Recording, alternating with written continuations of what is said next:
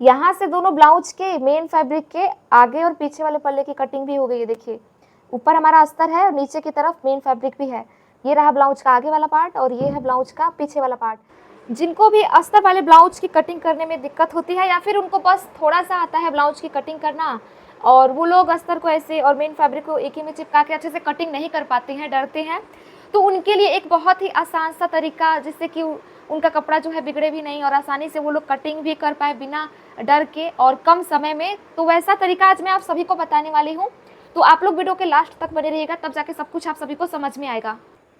और ब्लाउज की कटिंग से पहले हम लोग सबसे पहले ना पुराने वाले ब्लाउज को नापेंगे और ब्लाउज का साइज पता करने के लिए हमें क्या करना है, तो यहाँ आर्म होल पे इंच टेप को रख के और फिर इसका साइज पता करना है। कोई भी ब्लाउज है आपको ऐसे ही नापना है, बस ब्लाउज को आप सीधा करके रखिएगा, हुक्स को लगा लीजिएगा और ये जो पॉइंट है जहाँ पे बाजू जोड़ा है फिटिंग वाला लाइन, इसको हम लोग आर्म होल बोलते हैं। ये सारे एरिया को हम लोग आर्म होल बोलते हैं। तो यहाँ पे इंच टेप को रख के और फिर हम लोग ब्लाउज का साइज पता करेंगे। तो यहाँ पे जब 18 इंच आ रहा है तो 18 ऊपर और 18 नीचे, तो 18 दूना 36 साइज चेस्ट वाला आपका ब्लाउज हो गया। ऐसे ही मान लीजिए आपका 16 आएगा तो 16 दूना 32 साइज चेस्ट वाला ब्लाउज हो जाएगा। 17 आएगा तो 17 दूना 34 साइज चेस्ट वाला ब्लाउज हो जाएगा। ठीक है, अब यहाँ पे हम लोग ब्लाउज की लंबाई को नापेंगे हल्का सा खींचते हुए। तो आप लोग देख सकते हैं यहाँ पे 14 इंच आ रहा है, यानी कि ब्लाउज का रेडी लेंथ हमें 14 रखना है और ये 36 साइज चेस्ट वाला ब्लाउज है। बस इतना ही नापना था हमें। और जो रही बात गले की, तो चाहे तो आप लोग गले को नाप सकते हैं या फिर हम लोग ऐसे भी बना देंगे गले को। 6.5 है गला हमारा। ठीक है, अस्तर ब्लाउज की कटिंग में आज मैं आपको ऐसा तरीका बताऊंगी ना, जैसे कि ये जो मेन फैब्रिक है और अस्तर अगर फिसलने वाला कपड़ा है तो इजी वे में आप लोग कटिंग कर पाएंगे। तो ध्यान से देखिएगा, सबसे पहले मेन वाले फैब्रिक को मैं साइड में रखूंगी और ब्लाउज कटिंग जो है मैं ऐसे आप सभी को बताऊंगी, जिससे कि ये जो हमारा अस्तर है और मेन फैब्रिक है दोनों को मैं एक ही साथ कटिंग करूंगी। आगे का पार्ट भी, पीछे का पार्ट भी, प्लस अस्तर के साथ मेन फैब्रिक भी, यानी कि 4 चीजें एक साथ कटिंग होगी। तो चलिए बताते हैं कैसे करना है। सबसे पहले हमें अस्तर को इस तरीके से डबल फोल्ड करना है। कितने इंच से फोल्ड करना है ये अगर समझ में नहीं आ रहा है, तो हमने ब्लाउज को जब साइज पता किया था तो हमारा कितना आया था, 18 आया था ना। तो जब 18 का आधा करेंगे, ये देखिए 18 का जब आधा करेंगे तो इंच टेप पे कितना आ रहा है, 9 आ रहा है। तो यहाँ से देखिए 9 इंच पे क्या होगा, ब्लाउज का आपका फिटिंग वाला लाइन होगा रेडी सिलने के बाद से। तो इसमें 2 इंच और एक्स्ट्रा लेंगे अंदर फैब्रिक, ताकि जब भी कभी मोटे पतले हो तो हम लोग सिलाई को निकाल सके। इसीलिए 9 में 2 इंच जब एक्स्ट्रा ऐड कर देंगे तो यहाँ पे आएगा 11। तो 11 इंच से कपड़े को आप सभी को डबल फोल्ड करना है। अब देखिए हमने ये चौड़ाई का तो देख लिया, ब्लाउज का लंबाई हमें कितना रखना है, तो रेडी ब्लाउज का लंबाई हमें 14 रखना है। और सबसे पहले ब्लाउज कटिंग में हम लोग पीछे वाले पार्ट की मार्किंग करते हैं। तो ब्लाउज का हमें रेडी लेंथ जो है 14 रखना है, तो उसमें 1 इंच प्लस करके हम लोग 15 इंच पे मार्क करेंगे और लाइन को आगे की तरफ सीधा करेंगे। लाइन को सीधा करने के बाद से हमें यहाँ से कंधे की मार्किंग करनी है सबसे पहले। तो क्योंकि 36 साइज का ये ब्लाउज है तो कंधे को हम लोग 5.5 इंच पे मार्क करेंगे। आप सभी में से बहुत सारे लोगों का सवाल ये होगा कि क्या हर साइज में 5.5 कंधे को लेते हैं, तो मैक्सिमम 32 से लेकर 40 साइज तक 5.5 ही रहता है कंधा। और रही बात आर्म होल की लंबाई की, तो ये भी सेम ही रहता है।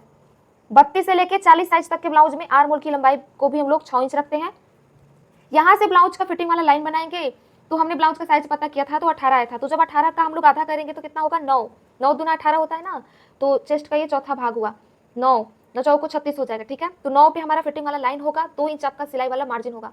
तो ऐसे ये फिटिंग लाइन हो गया, ये मार्जिन लाइन हो गया। इन दोनों लाइन को भी नीचे की तरफ सीधा करेंगे। अब देखिए यहाँ पे बहुत सारे लोगों को कंफ्यूजन हो रहा होगा, तो मैं बता दूं आप सभी को, यहाँ से पीछे वाले पल्ले की कटिंग होगी ना, तो यहीं से ब्लाउज के आगे वाले पल्ले की भी हम लोग कटिंग करेंगे। तो मैं उसके लिए भी कपड़े को चलिए मार्किंग करके दिखाती हूँ आप सभी को।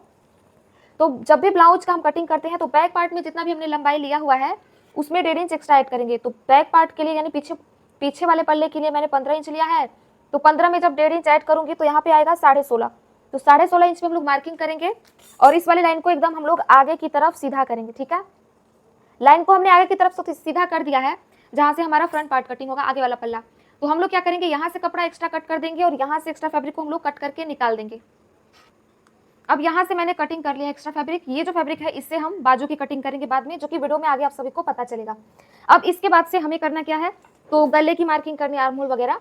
तो कोने से हम लोग आर्म होल की मार्किंग के लिए 1.5 इंच ऊपर मार्क करेंगे और यहाँ से हम लोग कितने इंच पे मार्क करेंगे, घुमाव देना स्टार्ट करेंगे। तो इसका सेंटर पॉइंट निकाल लेंगे इस तरीके से और फिर अब हम लोग घुमाव देना स्टार्ट करेंगे। तो आर्म होल को इस तरीके से राउंड शेप में हमें मार्किंग कर लेना है। ये देखिए कितना राउंड शेप में मैंने आर्म होल मार्क किया है।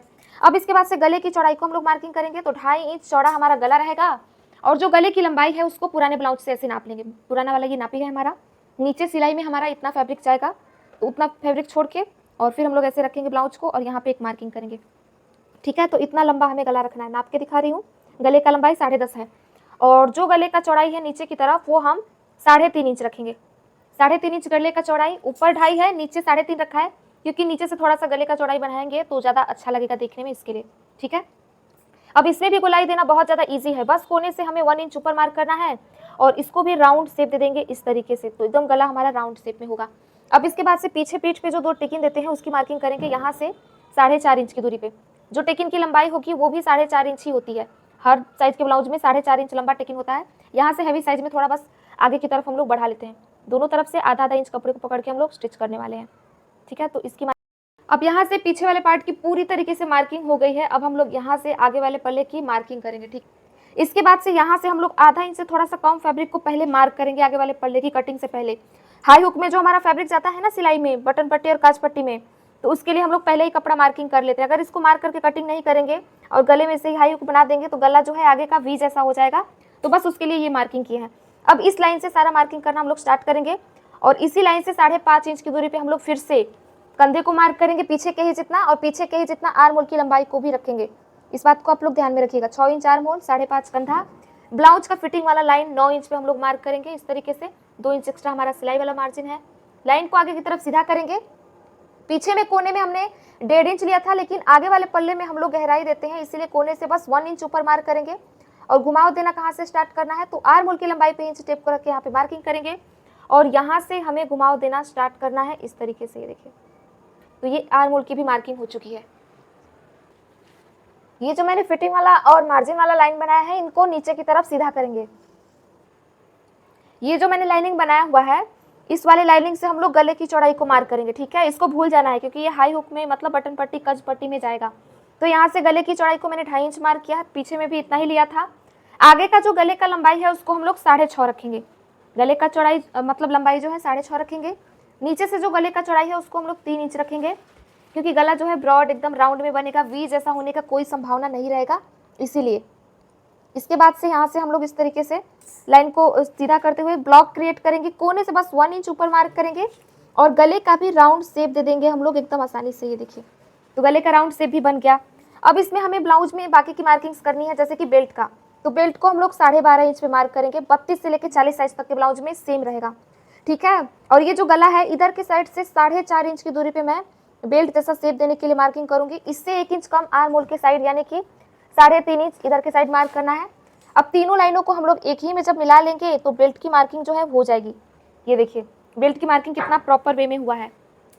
अब इसके बाद से हमें इसमें टक्स पॉइंट बनाना है, तो यहाँ से कंधे के बीचों बीच में टेप को रख के 9.5 इंच पे टक्स पॉइंट बनाएंगे और इसी बीच वाले टक्स पॉइंट से 1.5 इंच की दूरी पे हम लोग चारों तरफ मार्क करेंगे। तो हमारा जो चारों टिकिन है वो आपस में एक बराबर दूरी पे होगा और पफ जो है एकदम राउंड शेप में क्रिएट होगा, तिरछा नहीं होगा। मीन्स गले साइड कभी आप लोग टिकिन देते हैं ब्लाउज में तो इधर हो जाता है गले की साइड, कभी इधर हो जाता है। तो इस तरीके से मार्किंग करेंगे तो वो सारी समस्याएं नहीं होगी। आप लोग कंफ्यूज मत होइएगा। ये हमारा ब्लाउज का पीछे वाला पल्ला है तो मैं इस पे बी लिखूंगी, ये आगे वाला पल्ला है तो एफ लिखूंगी। यानी कि आगे वाले पल्ले को फ्रंट पार्ट बोलते हैं, पीछे वाले पल्ले को बैक पार्ट बोलते हैं। इतना आप लोग समझ लीजिएगा। ठीक है, बहुत सारे लोगों को आता भी होगा।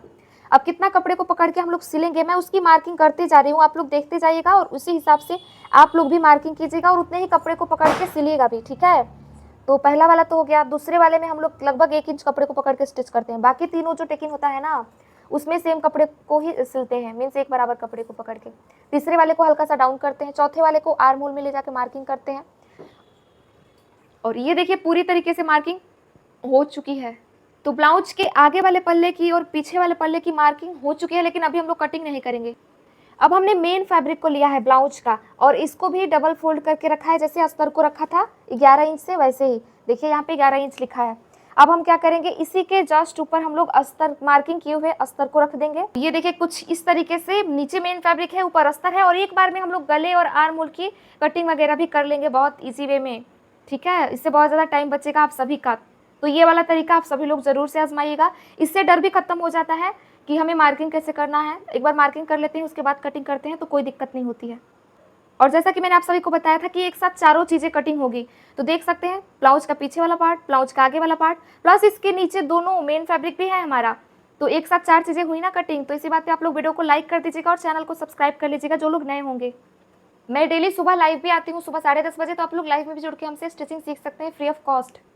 अभी आप लोग यहाँ पे देखेंगे मैंने एक बार में कटिंग भी कर लिया है। तो यहाँ से देखिए मैं एक्स्ट्रा फैब्रिक को अब साइड में करके दिखाती हूँ। यहाँ से दोनों गले की कटिंग हो गई है, यहाँ से दोनों आर्म होल की कटिंग हो गई है, यहाँ से दोनों ब्लाउज के मेन फैब्रिक के आगे और पीछे वाले पल्ले की कटिंग भी हो गई है। देखिए ऊपर हमारा अस्तर है और नीचे की तरफ मेन फैब्रिक भी है। ये रहा ब्लाउज का आगे वाला पार्ट और ये है ब्लाउज का पीछे वाला पार्ट। और अगर आप सभी को इसका पूरा वीडियो देखना है स्टिचिंग वाला तो कमेंट कीजिएगा, तो इसका फुल ब्लाउज स्टिचिंग का एक वीडियो लाऊंगी बहुत जल्द। ठीक है, आज के वीडियो में इतना ही, मिलेंगे नेक्स्ट वीडियो में। Thanks for watching.